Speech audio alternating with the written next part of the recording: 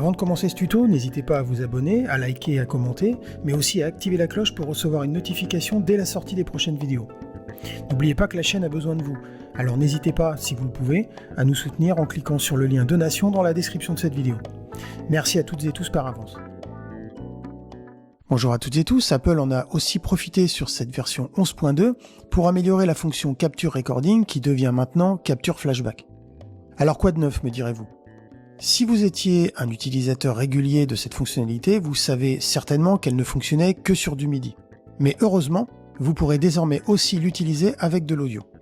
Alors on va regarder tout d'abord comment avoir accès à cette fonction. Alors il faudra tout simplement faire un clic droit sur la barre de commande, sur la partie grisée, puis sélectionner l'option personnaliser la barre de commande et l'affichage.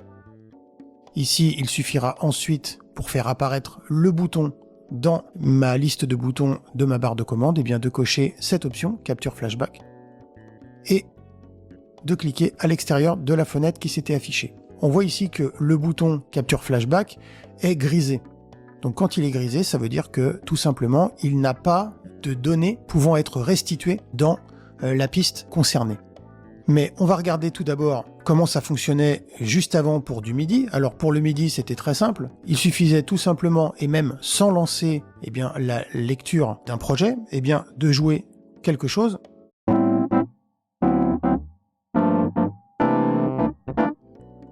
Puis ensuite d'appuyer sur ce bouton et de voir s'afficher les données qui auront été saisies sur mon clavier.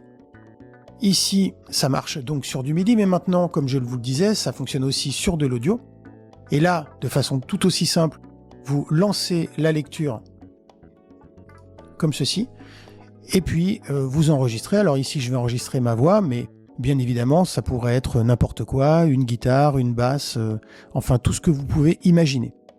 Ici, j'arrête ma lecture, je vois que mon bouton n'est plus du tout grisé, donc ça veut dire qu'il est capable de restituer des données. Je clique dessus et hop, automatiquement, mon audio apparaît. Alors, sachez qu'il vous sera possible aussi de pouvoir enregistrer sur une zone bouclée, ce qui vous permettra d'avoir différentes prises. Je vais relancer le processus, je clique sur lecture, et là on va voir que normalement je devrais avoir plusieurs prises. Ça, c'est ma prise numéro 2. Et ça, ce devrait être normalement ma prise numéro 3. J'arrête ma lecture, je rappuie sur ce bouton, et hop, automatiquement, j'ai mes différentes prises qui sont apparues à l'écran.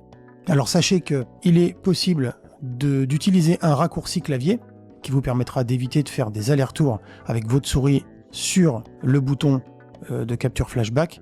Et le raccourci en question est Shift R. D'ailleurs, si vous vous mettez sur le bouton en question, vous voyez en bout de ligne le raccourci qui correspond.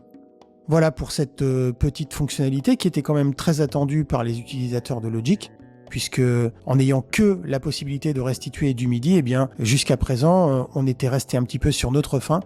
Et on osait espérer que Apple puisse évidemment nous proposer cette fonction aussi pour l'audio, donc c'est chose faite avec cette version 11.2.